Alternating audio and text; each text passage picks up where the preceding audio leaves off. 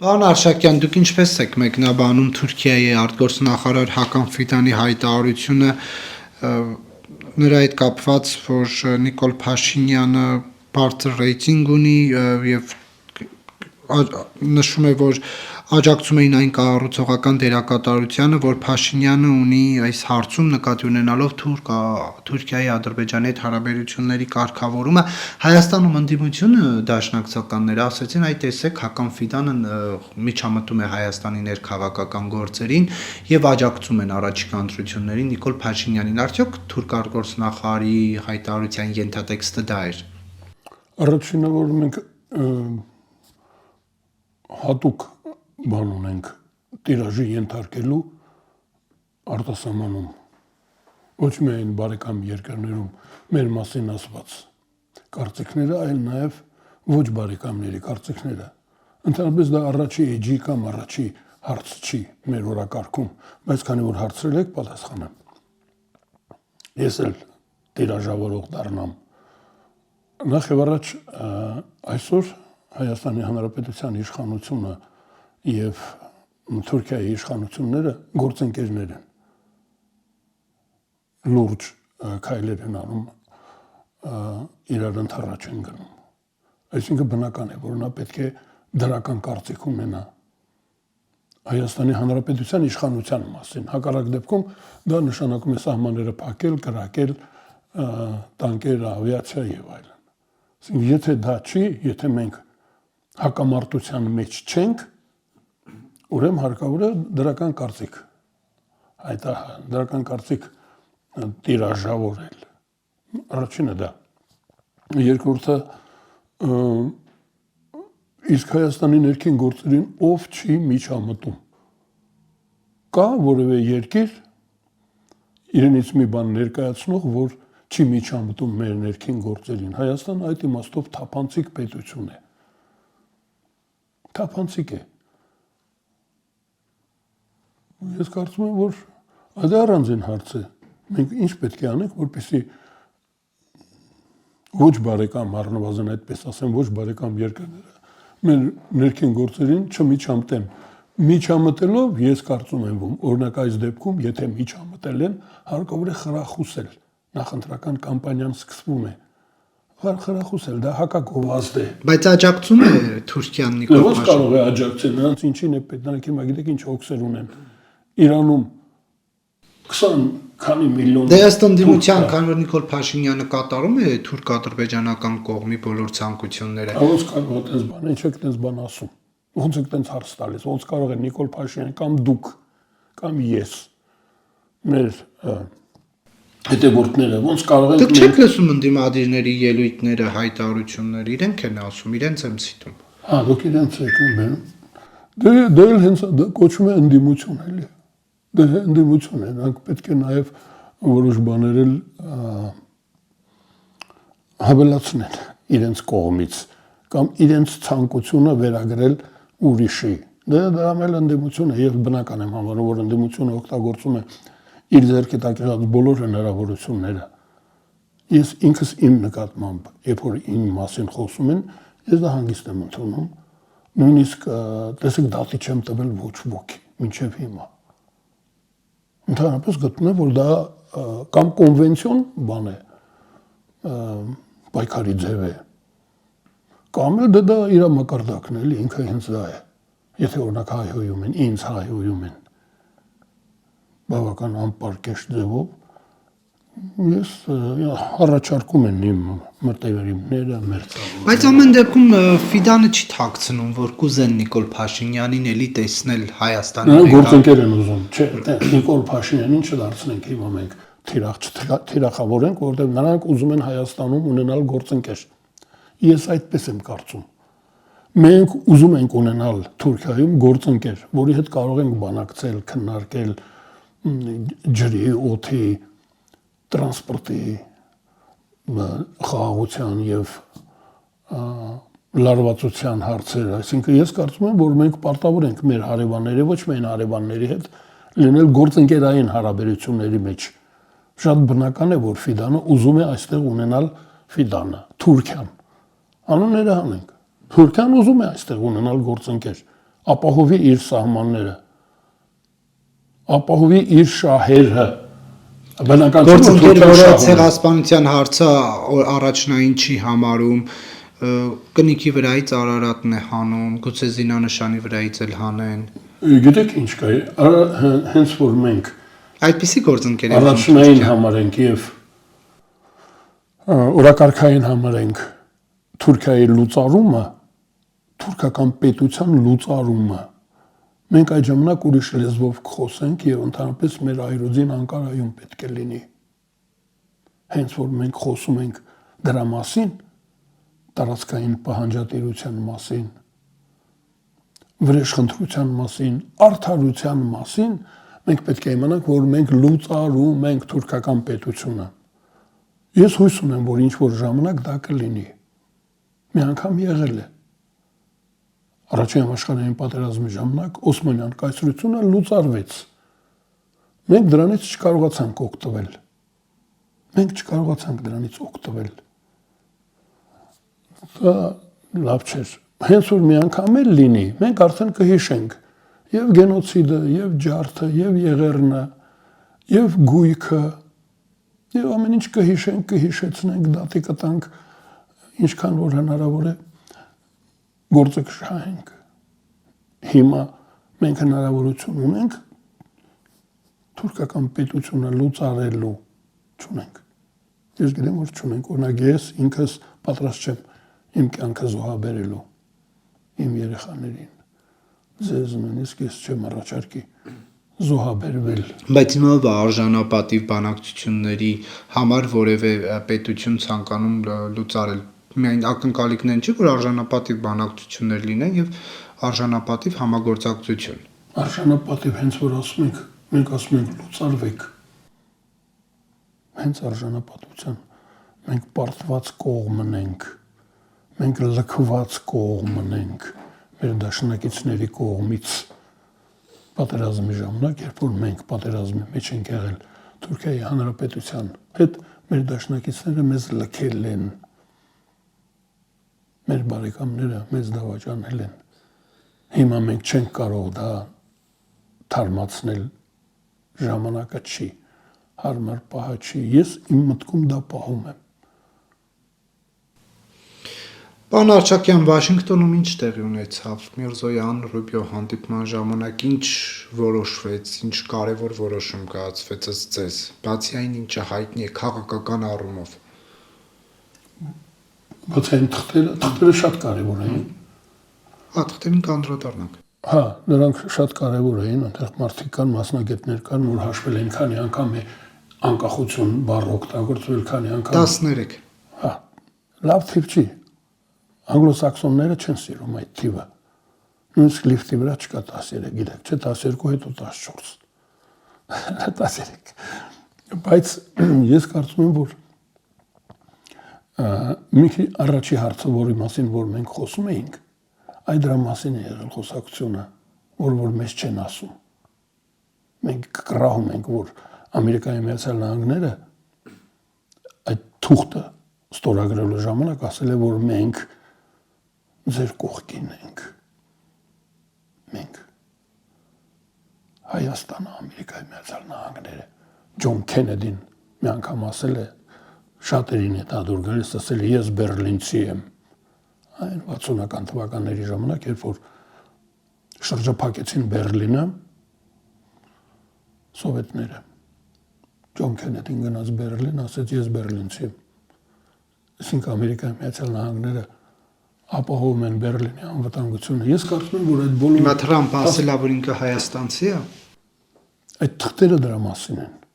Ասեցին ոչ միայն մենք հայաստանցի ենք, մենք այդտեղ նույնիսկ օջախ ենք ստեղծում մեր համար, մեր անունով։ Դա նշանակում է Հայաստանը այսուհետև Ամերիկայի Միացյալ Նահանգների դաշնակիցն է, բարեկամն է, հովանավորյալն է։ Ամերիկայի Միացյալ Նահանգները մեր հյուրն են 49, հետո էլի 249 տարով։ Ես կարծում եմ, որ դրա մասին են քննարկել, որը որ մեզ չեն ասում։ Համարում եմ բնական է, որ ամեն ինչ չի։ Այսինքն ինչ հարցում է Հայաստանի կողքը անվտանգային, տնտեսական, Անվտանգային, տնտեսական, քաղաքական, մշակութային եւ ռազմական։ այլևս Ալիևը չի ցանկանա այսպես կոչված ճակերտավոր արևմտյան Ադրբեջան վերադառնալ։ Ցանկանալ կարող է։ Ցանկանալ առանձին բանից կարող է դա օգտագործել, բայց գործնական պետք է անցնի Ամերիկայի Միացյալ Նահանգների վրայով, Եվրոմիության վրայով պետք է անցնի։ Այդ ճանապարհի վրա մենք դրել ենք Ամերիկայի Միացյալ Նահանգներին, այդ գիտեք, չէ, ճանապարհների վրա կան, ասում են, բարկած ոստիկան։ Այդ խոչընդոտները։ Այսինքն դա հիմա Ամերիկայի վրայով Ադրբեջանը հենց որ Ադրբեջանի իշխանությունները հենց որ հայտարարում են, որ Նադիր Շահին են երազներում տեսել, ուրեմն նրանք պետք է հիշեն, որ Ամերիկայի վրայով են անցնելու կամ Եվրոմիության, կամ ՆԱՏՕ-ի։ Կզսպի այս հանգամանքը։ Դե այսօր զսպված են էլի։ Այսօր որ մենք հիմա Երևանում ենք, ոչ թե Երևանում,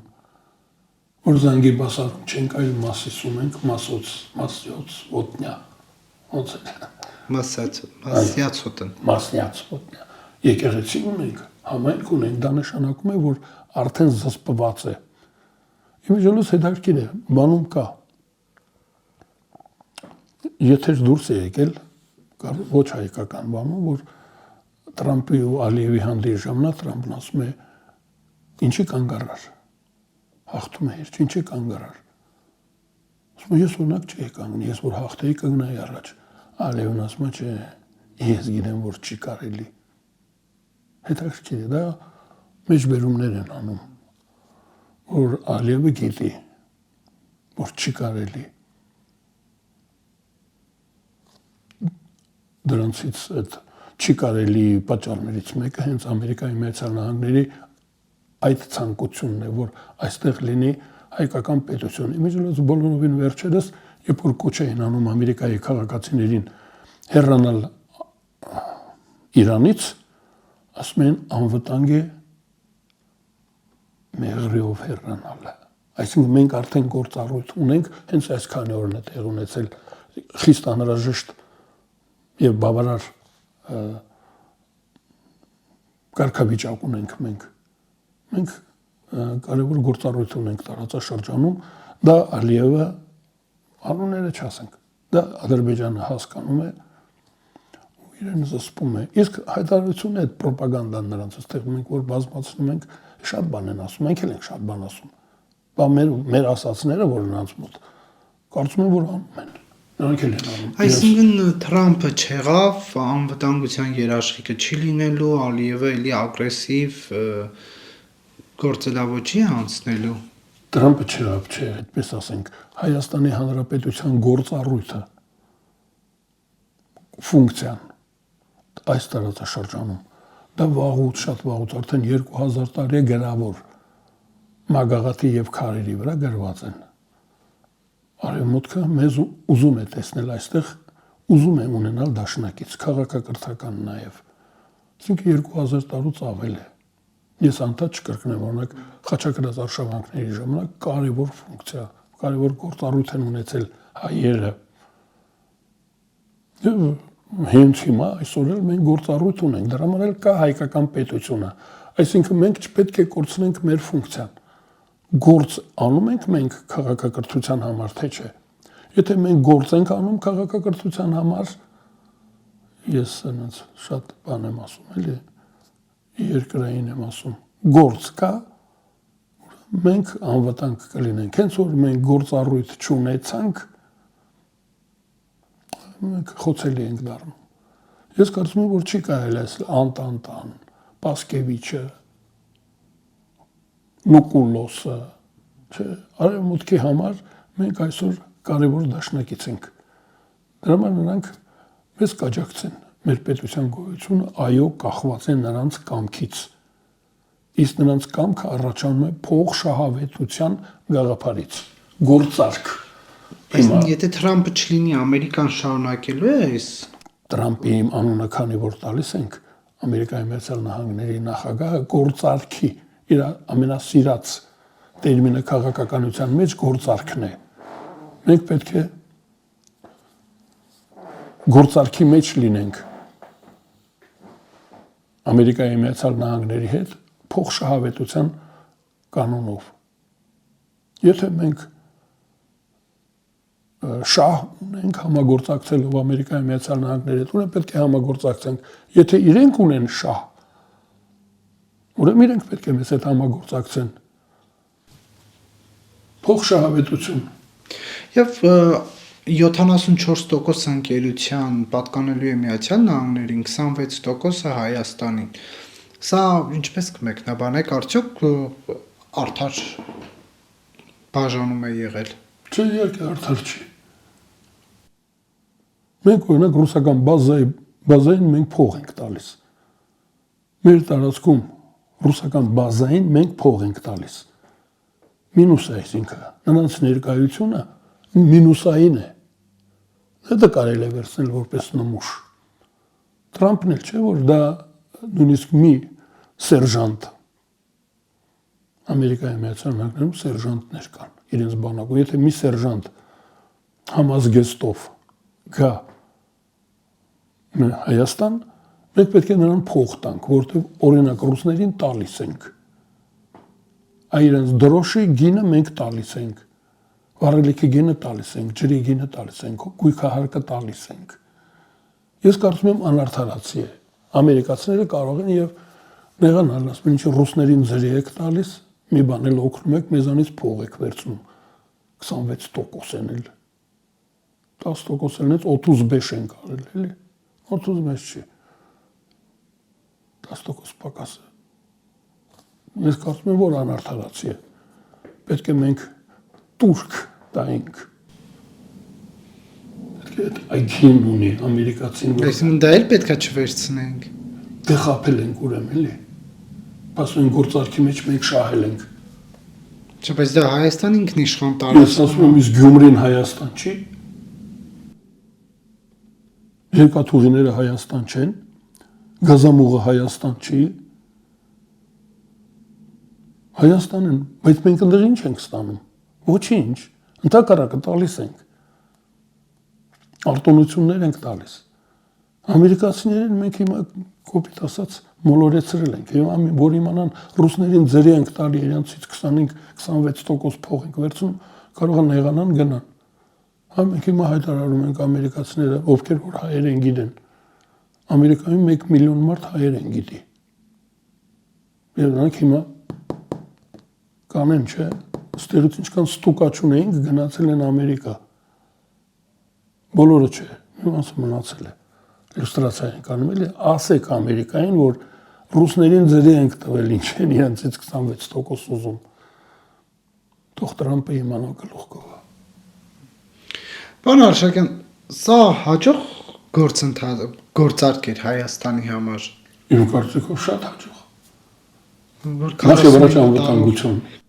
Նախ եւ առաջ անվտանգություն Ամերիկայի Միացյալ Նահանգների դաշնակից լինելը դա անվտանգության երաշխիք է։ Երկուսը տնտեսական շահել կա, ճանապարհները բացվում են։ Կարող է աշխուժանալ մեր կյանքը, իսկապես փակուղուց դուրս ենք գալիս։ Ռուսական իմպերիայում Հայաստանը եղել է Արմյանսկայա օբլաստը, Երևանսկայա օբլաստը եղել է փակուղի, տուպիկ։ Փակուղուց դուրս են գալիս։ Աշխուժանակ կգնանք, լավ կապրենք։ Դուք այս բաներ եթե անենք, չելաստեղից 26% թրծրել ենք։ Այդպես 26%-ներ որ բերենք, լուրջ բան կլինի։ Իհարկե օգտակար։ Բայց նախապես ասում էր 50-50 պետք է լինի։ Դա սակարկելու համար ենք ասել 50-50-ը, հետո 50 մի հատ էլ կիսեցինք, մի տոկոս էլ ավելացրեցինք։ Դա ես ասում եմ Տրամփը սակարկող է։ Ես կարծում եմ, որ նորմալ է, ասել 50-50, հետո ասել դե ձեր 50 մի հատ էլ կիսեք։ Պարոն Արշակյան, դուք բավարար համարում եք Հայաստանի արտգործնախարարության արձագանքը ռուս հաղորդավար Վլադիմիր Սոլովյովին, թե ոչ։ Նա առաջարկել էր հատուկ օպերացիա, ռազմական օպերացիա իրականացնել Հայաստանում, ինչպես Ուկրաինայում են անում եւ ոչ միայն Հայաստանում, այլ նաեւ Ասիայի երկրներում։ Նախ հատուկ օպերացիան արվում է արդեն 200 տարի է։ 200 տարի Հայաստանում արվում է հատուկ օպերացիա։ Խաչատրով Աբովյանից սկսած տանում են, անում են, գնդակահարում են, պատկերացնում եք մեր սպայական անձնակազմը, Հայաստանի Հանրապետության սպայական անձնակազմը անվանապես շարել ու գնդակահարել են, անուն առանուն, մտավորականներին գնդակահարել են, զանգվածաբար աքսորել են, նույնիսկ իրենց հրավիրած, կարծում եմ, որ խնդրած հայրենադարձներին աքսորեցին, իրենք էին հրավիրել, բերել, մարդիկ իրենց համար տեղավորվել էին Հունաստանում, Արաբական աշխարհում, Ֆրանսիայում, մարդիկ Ֆրանսիայում տեղավորվել էին, հրավիրեցին, բերեցին, քշեցին Սիբիր, դա հատուկ օպերացիա չի։ Չէ, այն կազմում է Հայաստանի տարածքի վրա։ Հայաստանի տարածքի մասին է խոսքը, բայց Հայաստանից են գալի տանում, դուք կարծում եք, իհարկե Ղրիմից են տարել, Ղրիմից տարել են, զանգված, այ միայն որ դու հայ ես, այ հայ լինելու համար Ղրիմից, Կրասնոդարից հայերին աքսորել են, միայն նրա համար, որ ինքը հայ է, նույնիսկ Մարգարիտա Սիմոնյանի հարազատներին են տարել, ես կարծում եմ, որ օպերացիան գնում է այդ հատուկ, բռնաճնշում ասենք, բռնաճնշում, ես ձեզ ասեմ, մենք ունենք նույնիսկ Ռուսաստանի կողմից հաստատված փաստաթուղթ 2014 թվականի մարտ ամսին Ռուսաստանի նախագահը ներողություն խնդրեց հայ ժողովրդից, ասեց, որ մենք ձեր դեմ հատուկ օպերացիա ենք արել, Ղրիմի հայությանը աքսորել ենք, դա թուղթ է, ես կարդացել եմ, հրամանագիրը, որ փոխհատուցում կտանք, ներկայացրեք, ասեմ 20-րդ համագումարի մասին կոմունիստական կուսակցության, ասինքն իրենք անընդհատ իրենց մեղքը խոստովանում են, պետք չի զարմանալ, այո, Ռուսաստանը մեր տարածքում հատուկ պատժիչ զավթիչ օպերացիաներ է կատարում, դա ես ասում, ով չի հավատում, կարդացեք 14 թվականի Վլադիմիր Պուտինի ժամանակվա եւ հիմա էլ կա հրամանագիրը ներողություն հայ ժողովուրդ ձեր երկրում ձեր դեմ մենք օպերացիաներ ենք անում։ Երկրորդը կարծում եմ կոպիտ սխալ էր։ Պետք է մեր բլոգերների մակարդակով մարդիկ պետք է արձագանքեին Սալավիովն ով է։ Ախպեր։ Սալավիովը ով է։ Ասում են խոսնակն է։ Ես ասում եմ խոսնակը չէ։ Վլադիմիր Պուտինը ասում է, որ ներողություն։ Հիմա Սալավիովին ինչ է պետությունը արձագանքում, կամ Մարիա Զախարովային ազգային ժողովը ինչ է արձագանքում, դա կոպիտ խախտում է, համարժեք պետք է լինի պատասխանը, մենք կարևորացրեցինք Սալավիովին, ասել է էլի, հիմա ուզում ես էլ մի երկու բան ասեմ, ասեց էլի Ռուսաստանի մասին, հիմա նրանց արտաքին գործերի նախարարությունը ինձ պետք է պատասխանի, ես կմեծամտանամ հանկարծ այդպիսի բան անի, առանց են էլ մեծամիտ եմ, ինձ հետ իրենք այդպես են վարվել։ Սովետական միության ժամանակ ինձ հետ այդպես վարվել են։ Չէ, բայց եթե պատահական մարդ չի ասում է Կրեմլի քարոզիչը, սա արդյոք իշխանության կողմից այլ անձի միջոցով փոխանցվող ինչ սպառնալիք չէ Հայաստանի։ Դե խոպոպիկներ եք անում։ Ես ասում եմ Կրեմլի ամենամեծավորը նաչալնիկը ասել է ներողություն հայ։ Դա 10 քանի առաջ ասել։ Ես ասում, հա, դե այդ առիթը եղել ասելա։ Հիմա որ առիթն էլի կասել, ցարը Նիկոլայ II-ն եկավ էլի ասեց, քույրեր, եղբայրներ, Ստալինն ասել։ Այսինքն դրանց բոլոր ղեկավարները մեզ հետ հատուկ հարաբերություն ունեն, իրենց սխալը ընդունում են։ Եթե երկրի ղեկավարը ընդգծված ձևով բարյացկամ է, նույնիսկ երբ որ Արցախը հանձնում էր, հերոստատեսությամբ նկարեց, ասեց, որ հանձնում եմ Արցախը, իմ նախնիները տվել են, հիմա ուզում է թուրքը։ Դա էր էլի նոյեմբերի 9-ի մասին է խոսքը։ Մարդը խոպոպիկներ չարեց, ասեց տալիս եմ հայ ժողովուրդ, դուրս եկեք թյուրիմացությունից, պատրանքներ մի ունեցեք, տեսեք, ես եմ գրել, որ Արցախը Ադրբեջան է, մենք տվել ենք, Լենինը տվել է ու վերջացել է, ես մաքրում եմ այդ էջը, ջնջում եմ, այ ռետինը վերցրեց, ջնջեց Արցախը, աչքի առաջ, բոլորից աչքի առաջ, հիմա նրան լսեք, թե Սալավիովին այլ է ասել է, հիմա դուք էլ հակին բան ասեցիք, ուզում եք մենք մի երկու բան ասենք,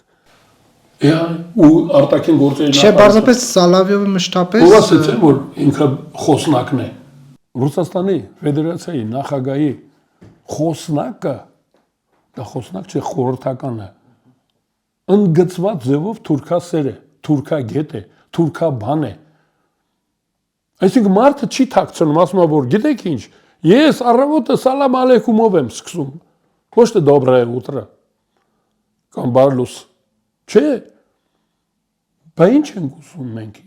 այդ երկրից մենք ինչ ենք ուզում, էլ ինքը ոնց անի, ինչ ասի, Սալավիովը ես ասում եմ, որ մեր մակարդակով կա այլ է պատասխանել, ասել էդ ինչ ես խոսում, էդ ինչ ես ասում, կես ասում, Հայաստանի արտգործնախարարությունը սխալ արեց, որ բան սխալ էր, բաները լրագրողները, բաները ավելի կոշտ, ավելի բան, ահագին բաներ կարող են ասել, այդքան երկար էլ ես էլ չեմ սիրում այդ բաները կարդալ, դրանց թաքնված տեքստեր են, նստեցի կարդացած, երևի մի կարգին բան ասում են, այսինքն նրանք պետք է դիմեին պետությանը, ոչ թե սալա, պետությանը պետք է ասեին, որ մենք խզում ենք մեր կապերը ձեր հետ, անջատում ենք ռուսաց լեզուն, մեր ժողովուրդը չի ուզում հասկանալ ձեզ, այ որ ասել մեր մոտ արգելված է ռուսերեն խոսալը, ցարական Ռուսաստանում ուկրաիներեն խոսալը քրեական հանցագործություն էր, ուկրաինացիներին դատում են փողոցում, եթե ուկրաիներեն են խոսում, այ մեր մոտ պետք է ասել, մենք մեր ժողովրդին ուզում ենք ապահովել անվտանգությունը ապահովելու համար մեր ժողովրդի բարոյական ես կասեի, ասես սանիտարական նկատառումներով արգելում ենք ռուսաց լեզուն, որտեղ ռուսաց լեզվով այնպիսի բաներ եք ասում, որ անհասկանալի է առնվազն։ Այ անջատում ենք հեռուստատեսություն, դպրոցները փակում ենք ռուսական։ Ռուսաց լեզուն հանում ենք դպրոցից, որ չկարդանք, չլսենք ձեզ։ Ձեր մասին լավ կարծիք ունենք, թարգմանված գրքեր կկարդանք, ձեր մասին լավ կարծիք ունենք մենք, դուք փչացնում եք ձեր լեզվով, դրա համար ձեր լեզուն արգելվում է Հայաստանում, ես կարծում եմ դա պետք է ասել Հայաստանի իշխանությունը արգելված է, որ մենք ռուսերեն չհասկանանք, չմնանք ինչ ասում արա, բանը ասում, հա Արմենիա էր ասում, երևի գովում էր, այդ ես պետք է լինի Պարոն Աշակյան, ներքաղաքական թեմաներով Սամվել Կարապետյանին տարան կրկին ուզում էին տանեին ԱԱԾ, բայց հետո որոշեցին թողնել տնային կալանքում։ Ինչի համար նախ թողեցին, հետո էլի ուզում էին տանեին ԱԱԾ, այստեղ իշխանությունը խառնված է, թե ամբողջը դատական իշխանության տիրույթում է։ Ցավոք սրտի ես կարծում եմ, որ իշխանությունը լավ չի խառնվում, միշտ ասում եմ։ Քանի դեռ մեր դատա իրավական բարեփոխումները տեսքի չեն եկել, հարկավոր է միջամտել հեռախոսով, տաբուրետկով, տաբուրետկին գիտեք չէ՞ բանը։ Այսինքն հարկավոր է միջամտել, ճուպոտով, հարկավոր է միջամտել, բայց կարծում եմ, որ այս անգամ լավ բան է տեղի ունեցել։ Սամվել Կարապետյանը վտանգ չի ներկայացնում, ընդհակառակ թողեք թող խոսի, այ ոնց որ զարմիկն է խոսում, դա հակագովազդ է, թող խոսեն, նախ գործի առումով հա ինչ, մարդասպան չի, ես կարծում եմ, որ ճիշտ որոշում կայացրեցին, թող տանը նստի, իր ընտանիքի հետ շփվի, իր հարազատների հետ շփվի, մինչև տեսնենք ինչ է լինելու, մինչև տեսնենք այդ հեռախոսի զանգ կգա, չի գա, սա կարգելու խնդիր կա, գործարք պետք է լինի, Սամվել Կարապետյանը գործարքի մարդ է, Ես շատ ավելի կոպիտ եմ ասել դա, դատը չի պրծել։ Պարզվեց, որ իրա հարազատին էին դրել ինձ դատելու համար։ Դե տեսեք ինչ անում։ Ես ասում եմ թողեք թող խոսեն։ Հրավիրեք այն մյուսներին էլ։ Թող խոսեն դրանք։ Ես ասում եմ ինձ դատի է տվել եւ իր դասընկերոջը, գործընկերոջը Զարմիկին դրել է դատավոր։ Այդ մարդը ազնիվ մարդ դուրս եկավ ինքնաբացարկ։ Ես դրա համար դեռ դատված չեմ։ Ինքնաբացարկ հայտնեց։ Կարծում եմ, որ Սամվել Կարապետյանի որպես այդ կարգի կասկածյալ, ինչ է հիմա։ Կասկածյալ է, Մեղադրյանն է, ինչա, հարկավոր է բաց թողնել։ Ինչ եք բերտ տանում։ Նայիրի Հունանյանի կողքն եք նստած։ Նայիրի Հունանյանը չէ։ Կողքն եք նստացնում։ Քիչ բան գիտի, այդ էլ սովորի, սովորացրին բերտը լավ տեղ չի։ Ված բաներ սովորելու համար հարմար պայմաններ են։ Ուրեմն ես համաձայն եմ եւ գտնում որ նույնիսկ տնային կալանքը պետք է մի քիչ ազատ լինի, այսինքն հանրահավաքների, բաների մասնակցելու իրավունք պետք է տան։ Սամվել Կարապետյանը թող խոսի։ Ինչու՞։ Չէ, ոչ թե այս հարցը տալիս եմ ոչ թե նրա համար թե չխոսի, այլ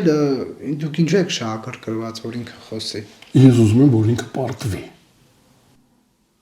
Ուզում եմ, որ ամենա անհասկացողներն էլ հասկանան, որ դա մեր երկրի համար ապագա չի։ Բայց ինչ իրենք տեսեք են մի դրամա, ինչ է ասել, դա պատկերացնում եք ինչքան լավն է դա։ Թող խոսեն, նա էլ այդպես բաներ կասի։ Բացե չէ մեր ձևով, ու այդ մեր ձևով ընդհանրապես վրիպած բան է։ Դա վրիպել է ինքը։ Հուզված էր, ասեց մենք մեր ձևով կանենք։ Դա դարձրեցին դադզիբաո։ Դարձրեցին լոզունգ։ Վատ ասում եմ մեր քաղաքական թիմի վարչապետը մեկ դրամա ստանալ, այսինքն Նիկոլ Փաշինյանի նման 50 քանի միլիոն չի շալակել։ Նիկոլ Փաշինյանի մասին ավելի լավ խոսենք, Սամվելն ու որ իր մասին ենք խոսում։ Փողաշինը հիմա նեղության մեջ է։ Դա իր հարցերը լուծի։ Ամերիկայի Միացյալ Նահանգներում շատ բարձր է դա։ Միջին աշխատավարձ։ Չէ, միջև դա, բայց 15 պատիկ Սամվելի ստացանք։ Չէ, դեռ դուք օրինակ որ ասում եք ինքը ինչ կարող է ասել, որ ասում եք թողեք թող խոսի, այսինքն կարծում եք իրենց խոսքով բան են անելու, վարկաբեկելու են իրենց, բայց իրեն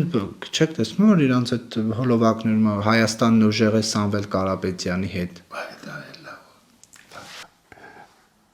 Ինքնավարկաբեկման բան է, թող մարդն ասի մեր ժողովրդի մասին ինքը շատ վատ կարծիք ունի։ Ինքը վատ կարծիք ունի։ Թող ժողովուրդն իմանա, որ այս մարդն մեր մասին վատ կարծիք ունի։ Օրինակ ես գիտեմ, որ իմ մասին ինքը վատ կարծիք ունի, ասում եմ թող ասի։ Դա նաև իրեն է բնութագրում։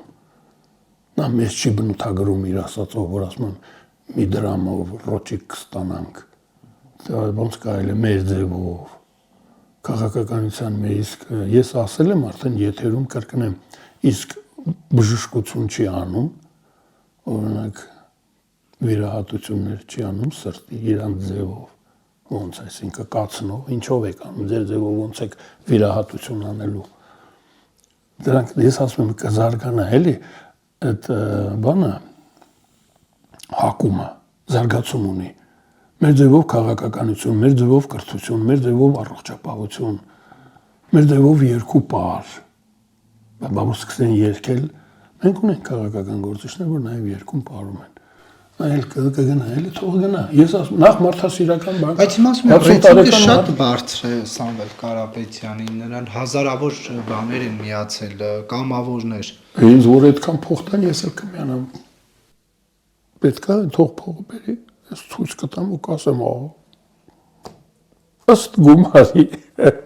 Թող ծախսի էլի դրա համար եմ ասում։ Համ էլ փողը վերադարձնում է մեզ, էլի։ Բայց մարդկանց փողը տալիս չէ։ Բա փաստաբանները ինչքան փող ստացան։ Դա օգուտ էր էլի փողը վերադառնում է։ Կգնանք ինչ է որ մի երկու անգամ կասենք։ Դասում են եղբայրն էլ անվճար է աշխատել Սերժ Սարգսյանի աշխատակազմի ղեկավար մանկատներին հետքում ուղարկել մանկապարտեզներին։ Ինչ ասել, բա ինչ պետք է աներ, բա դա էլ չաներ։ Եկեղեցուն բա չօգնի, բա դու միլիարդներ ունենաս նախ դա խոսալու բան չի։ Բացառիկ տեսեք Ամերիկայի Միացյալ Նահանգներում հարուստ մարդիկ ինչեր են անում։ ինչ չափ ունի բարեգործությունը։ Նախ ես ասեմ, որ նրանք իրենց ռոճիկներից 7-ից 10% ուղղակի հենց սկզբից նվիրատվություն է։ Այն որ ասում է քիչ կստանամ, ուրեմն քիչ էլ պետք է 10։ Չէ, իհարկե նվիրատվություններ կան, մարդիկ նախ դա չեն իրենց նկարը կպցնում պատին։ Դա հարկավոր է անել թաքնված ձևով։ Էլի առևտուր է։ Մեր փողատերերը առևտուր են անում։ Նրանք ասունել են կաշառում, կոռուպցիան այնքան խորն է, որ եկեղեցի են սարքում, կարծում են, թե եկեղեցին խաչքար են դնում։ Տեսել եք այդ խաչքարերի բլուրը։ Անուն ազգանունն էլ գրել են։ Մոմ են վառում, ասու հետ գործարքի մեջ են մտնում։ Դա գործարք է, նկարածի ես կպցրել։ Չես բերել տաճար դու ով ես, Գրիգոր Լուսավորիչի կողքն ես անում ել։ Դե Գրիգոր Նարեկացու բարերար է ասում են։ Դե եմ ասում էլ բարերար դե արել ես դու ում համար ես արել, քո համար ես արել, դե քո համար ես արել, նայել տեսա Աստված չբռնեց Նիկոլի ձեռը։ Փաստունի զուր ես արել, որովհետև Աստված պետք է դատավորի ձեռքը բռներ, ասել, օպ, այս մարդը իր նկարի համար փող է տվել։ Մեր պատից կախված է։ Պետք է գովասանագիր գրել դատավճիռը պատաներ գովք։ Գովասանագիր են դրան ասում, չի արել, որովհետև Աստված չի մտնում գործարքի հետ, բուրժուաների հետ։ Գործարքի մեջ մտնի Աստված, այդ ոնց է պատկերացնում, արձաններ են սարքում, խաչքարեր են դնում, այդ ասում չի տեղ եք դրել։ Բادرաման եմ ասում, ես եկեղեցու հետ կապած հարցեր կունենաք, չէ, եկեղեցու չի կարող պատահի չհարցնեք, թողնեք դրանից։ Տեսեք, հոգևորականները ես ասում եմ, այ ոնց որ են տերները, որ խոսեցին կռի, դեպաց է գնանք մտան քաղաքականության այդ երկարափեշա չէ դրանց շորերը, կարան ասել փեշերը կշտաց, մտան քաղաքականության մեջ, հոպ հայտնվեցին բանտում, հայտնվել են բանտում, այդ եք ուզում, ինչի ձեր ծանր տեղը թեթևացրեցիք, նախ և առաջ մարդասիրաբար, մարդը հարուստ, մարդը փորձ չունի քաղաքականության մեջ, մեղմ ասած, փորձ չունի, մտավ, սխալվեց, ուրիշ բաներ ասում են հանձնարարություն էր կատարում, հիմի փաստորեն այդ հանձնարարություն տվողը ասում են շատ խստասիրտ մարդ է, Վլադիմիր Պուտինը, ասում են խստասիրտ մարդ է, Եվ վերջում անդրադառնանք այդ պարգևավճարներին, դուք ինչ կարծիք ունեք, որ միլիոններ են պաշտոնյաները դեկտեմբերին տարել իրենց տուն պետբյուջեի հարկատուների հաշվին 6-7-8 միլիոն նախարարներն են ստացել, մինչև 4.5 միլիոն փոխնախարարները, Նիկոլ Փաշինյանը նախորդ տարվա ընթացքում 11 միլիոն դրամ է ստացել, պարգևավճար բացի աշխատավարձը։ Գիտեք, հեծանիվի պատմությունը գիտեք, ասում է հեծանիվը հնարել են, պետք չի հնարել, հարկավոր է վերցնել քշել։ Ճիշտ այդպես էլ պարգևավճարների համար կա հատուկ բանաձև։ Շատ այնտեղ որտեղ որ հիմա մենք ուզում ենք գնալ, օրենք ընդունեցինք, չէ, Եվրոմիություն գնանք, այնտեղ կանոն կա։ Նվազագույն աշխատավարձի 12 պատիկը, Ամերիկայի Միացյալ Նահանգներում 15 պատիկը։ Դա առաստաղն է։ Այսինքն կապված պետք է լինի ամենաբարձր աշխատավարձը, օրինակ նախագահի աշխատավարձը։ Ինչի է համեմատում այս պաշտոնյաներին, ամերիկացի, եվրոպացի պաշտոնյաների հետ։ Մարդը գալիս է ազգային ժողովի ամբիոնի մոտ քպական падգամավորական երթում տալու եւ դա իր միակ ամբիոնին մոտենալու առիթն է։ Եվ նա չի կարողանում երթում տալ։ Ինքը երթումը կնկմալով ասելուց հետո այլևս անհետ կորում է խոսույթի առումով ընդհանրապես չի խոսում, բայց դեկտեմբերին 2-3 միլիոն դրամ պարգևավճար է տանում իր տուն, ինչի համար։ Լավ աշխատանքի դիմաց պետք է ստանան, կարող է չխոսելը լավ աշխատանքի գնահատվում։ Մենք չգիտենք նա ինչով է զբաղված։ Այդ թափանցիկ պետք է լինի, բայց իզուր ինձ ընդհատեցիք։ Ես ինձ համար եմ ասում, էլի օգտակար կլինի։ Օմենակ ձեր համար չի դա։ Եվ մեր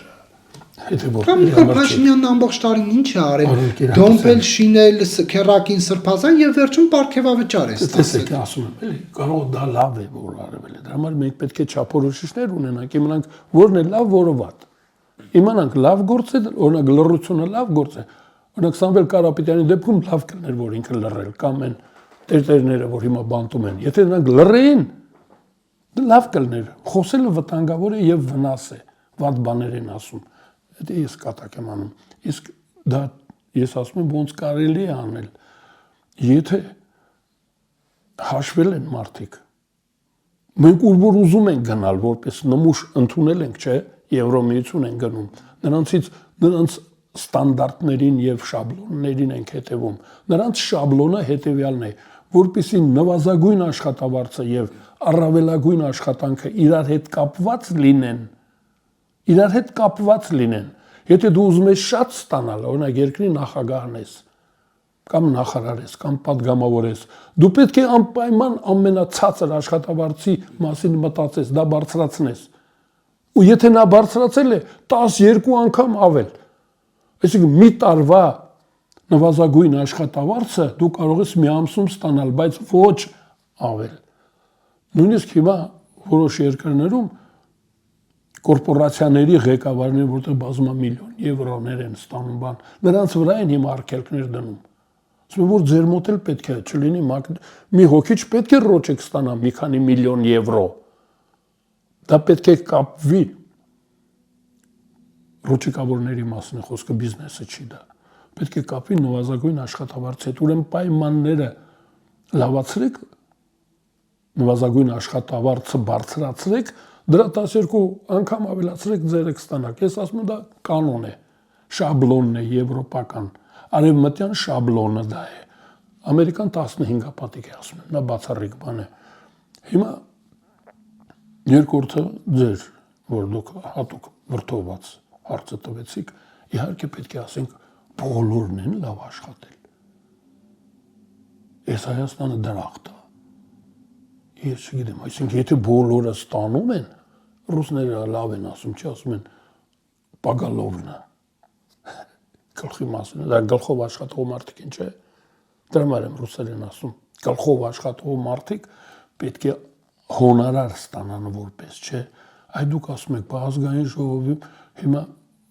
մենք հազարում իր հարցեր ունենք, օրինակ այդ օրենքը ընդունվել է, թե չէ։ Ռոճիկը սահմանափակող օրենք ընդունել, այդ հանձնաժողովը պետայրական հանձնաժողովը պետք է չստանա։ Սահմանադրությունը, կրոնի մասին սահմանադրությունում նոր ինչ հոդված կա։ Նախընտրական տարում Նիկոլ Փաշինյանը իր թիմակիցներին միլիոններով սիրաշահել է, որ իր կողքին լինեն հանկարծ թեկուզ եւ այլ առաջարկներով, այլ թվերի հետքերով այլ տեղեր չգնան։ Հիմա նրանք են կաշառք տալիս, գիտեմ, չէ, քանի միլիոն պետք է տաս, որ ցուցակ, որ բան լինես, բարեհաճության, հա։ Բարեհաճության բան կա, չէ, որպեսզի քեզ նկատեն, դառն մարդիկ փող են մուծում։ Նիկոլ Փաշինյանը այս դեպքում լուրջ առավելություն ունի, ինքը պետք է ընտրի։ Ինքը պետք է կաշառք տա, դա ոնց կարելի է մտածել։ Փող ունեցողները հերթ են կանգնում կաշառք տալու համար։ Նախ սովորություն կա հնից եկած։ Սովորությունները գիտեք, որ սերնդափոխությունով են անցնում։ Սովորություն է, փող տալը սովորություն է։ Նիկոլ Փաշինյանը ուզում եմ ասել, որ որի վրա մատը դնի, որ ցուցակում չընկնի։ Ինքը չպետք է կաշառի։ Թոշակառուին ասում են, որ թոշակը 10,000 դրամ ավելանա, դու քարտդ վերցրու, գնա կանխիկ առևտուր արա, մենք մյուս ամսվա միջև ամսի 25-ը այդ 10,000 դրամը նոր կտանք քեզ, բայց իրանք մի որոշմամբ միլիոններ են ստանում իրենց հաշիվներին եւ անոք երջանիկ ապրում են։ Այդ դեպքում ինչի ըստ ձեզ չկա նաեւ ինչ որ նաեւ նման գործընթաց, որ падգամավորներն էլ կամ պաշտոնյաներն էլ հաղթահարելուց հետո նոր այդ հավելավճարները ստանան, այլ ոչ թե միանգամից ոչինչ չանելու դիմաց ստանան այդ ամեն ինչը։ Համաձայն եմ։ Պետք է անպայման լավ աշխատանքի դիմաց ստանան պարքի։ Կամ որ Նիկոլ Փաշինյանն ասում է կրթության համար են ստացել։ Օրինակ ով է, ինչպես է հանրությունը ստուգելու 6 միլիոն 7 միլիոն դրամ պարգևավճար ստացած նախարարը, այդքանից որքանը հատկացրեց իր լրացուցիչ կրթության համար։ Գիտեք, ինչ կիրթ մարդիկ ունեն, բա դրանց ինչի չեն տալիս։ Ոչ անպաշտոն կիրթ մարդիկ ունեն, նա Արտյոմը Օգանով կամ են Հովանեսյանը ֆիզիկոսը, բա դրանց ինչքան պետք է տանք։ Կրթության համար շատ փող պետք է տանք, չէ՞։ Հիմա Տիգրան Մանսուրյանին ինչքան է միլիարդ ռուբլ։ Ախպեր ջան,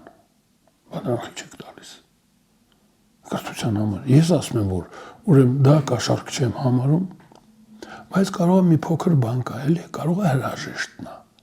Դրանք ովքեր որ ստացել են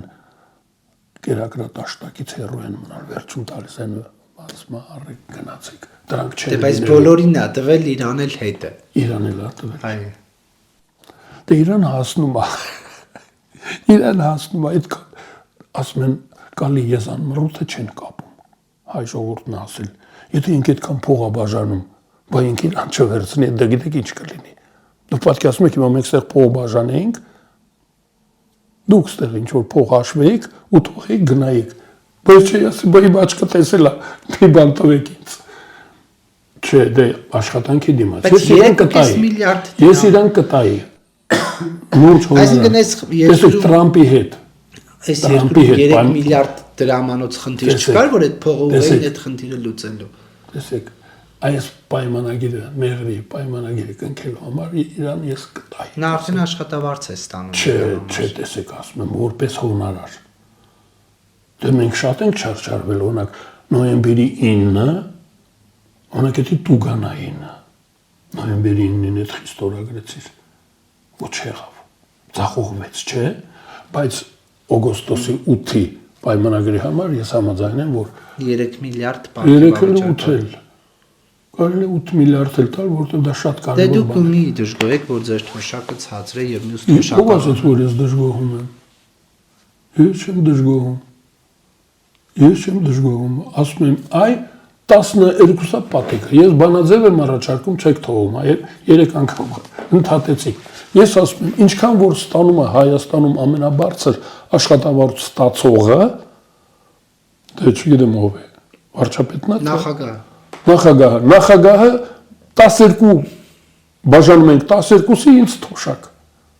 Ես չեմ դժգոհում, ասում եմ, ինչքան է ստացել նախագահը։ Դա բաժանեք 12-ի ու նվազագույն աշխատավարձ տվեք մեզ, այդ աշխատավարձ եւ թոշակ։ Ես ձևն եմ առաջարկում իմիջիոնոց առանց հոնորար ստանալու։ Տեսեք, ես չեմ ակնկալում, ինձ ոչինչ պետք չի։ Անշահախնդիր ձևով խորհուրդ եմ տալի։ Չգնաք հանրագիտարանները կարդաք։ Մեր հետևորդներին եմ ասում։ Վահագ Խաչատուրյանի